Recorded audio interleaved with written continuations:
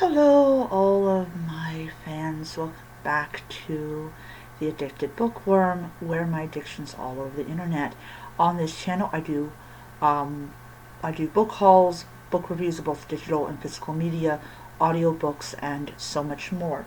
So after I took I needed that nap so badly.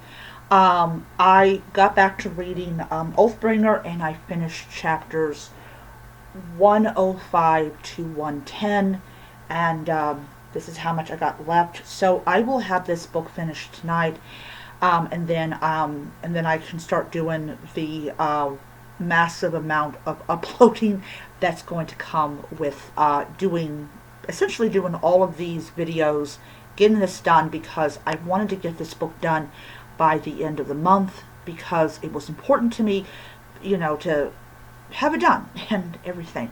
Well, now that I have actually gotten a lot more sleep now, I'm a lot more focused on this book than I was earlier today. And what it was for me was that it was just that, like, my brain was not remembering what I was reading because of the fact I was so exhausted, and I'm like, oh.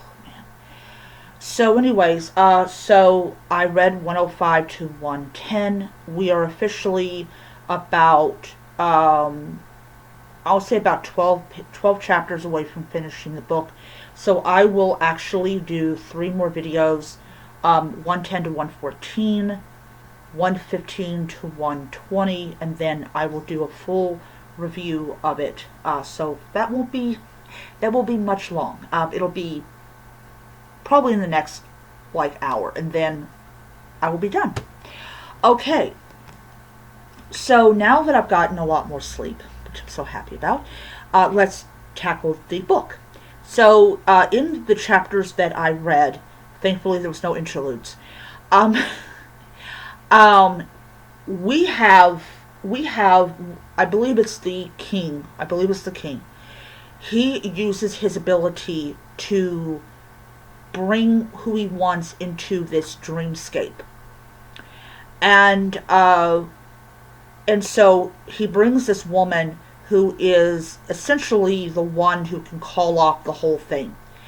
And what happens is he's trying to negotiate with her so that when they go back to the waking world, she can start the process of ending the war. The impression I get from him is that he's getting really tired of fighting. He just wants to go home. He just wants to live in peace. But she wants the land that had once belonged to her people, and he is not exactly happy about that.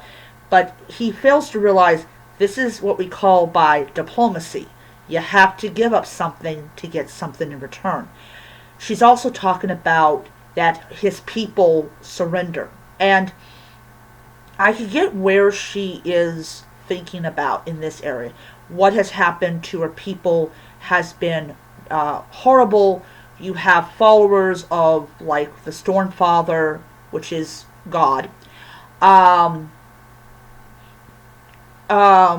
basically taking over and conquering people and expanding their empire.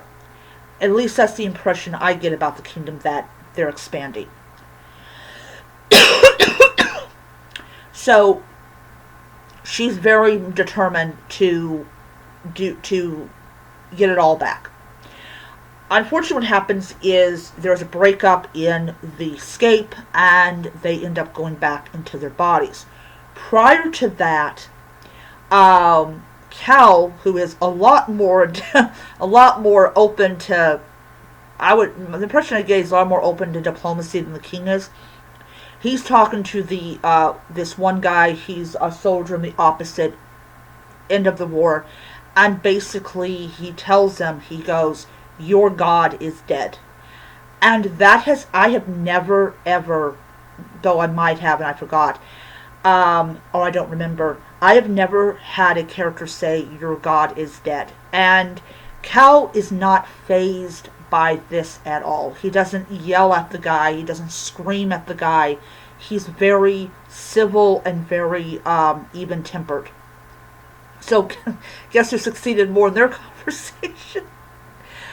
So, anyways, so we have these two people. One is actually doing better than the other, and I'm really interested to see what happens after this. So, I'm going to go ahead and read 111 to 114, do the video, and we'll see what happens. Okay, so that is my video for now. I will see you guys in the next one.